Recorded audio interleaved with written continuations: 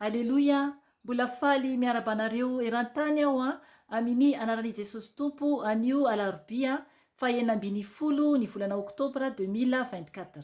Ry ava-malala amin'ny tompo, anio aho dia nambara nofy izay naseho an'ny tompo tampoka tamin'ny alatsinainy divaraina voalasa teo.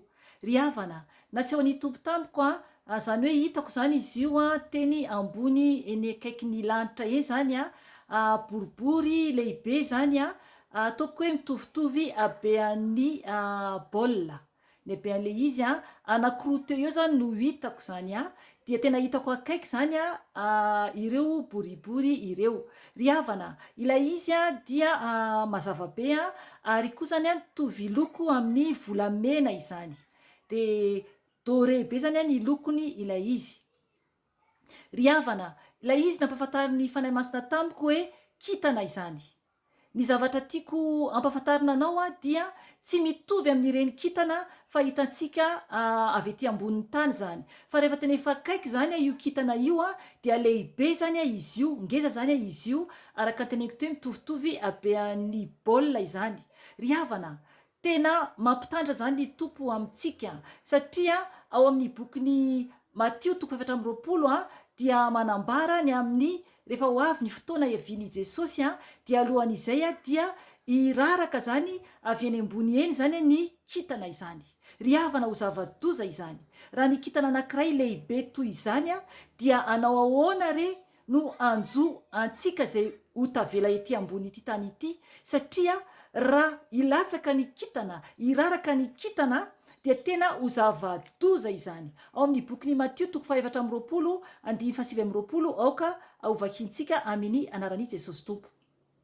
Raha vao afaka ny fahoriana amin'ireo andro ireo dia ho amaizinina ny masoandro ary tsy hazava ny volana, iraraka avy eny amin'ny lanitra ny kintana ary hozongozonina ny herin'ny lanitra. Amen. Ry havana, iraraka avy eny amin'ny lanitra ny kintana.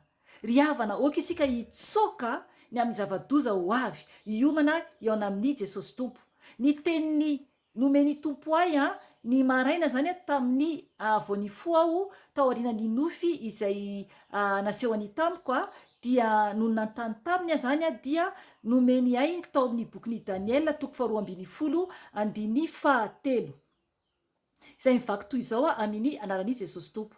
Izay endry dia amirapiratra toy ny famirapiratry ny lanitra, ary izay mamerina ny maro ho amin'ny fahamarinana dia ho tahaka ny kintana mandrakizay doria. Amen. Aleloia, aleloia. Ry havana, oka isika amerina ny maro mba ho tahaka ny kintana mandrakizay doria. Oka izay ny amin'ny fanaratsiana, oka izay ny amin'ny ady, oka izay ny amin'ny fijerevana olona, fa oka isika tena hoe amerina ny maro anambara ny fahatsarany tompo amin'ny olona tsiraray avy ary ampiomana ny olona fa ho avy Jesosy. Ry havana, tiantsika ny tompo ary tena tsara ny mahita izany kintana izany rehefa tena efa akaiky antsika ilay kintana. Ry havana, tsara tokoa, tsara ary tena mamirapiratra, tsisy toy izany, ary tena lehibe ny fitiavan'Andriamanitra, ary tena lehibe ny famindrapon'Andriamanitra amintsika zanak'olombelona. Mahereza tompoko fa tiantsika Jesosy. Izay indray ny anio fa dia ny voninahitra ny eo an'Andriamanitra irery ihany ary ny fiadanana ho anitsika izay olona ankasitrahan'ny tompo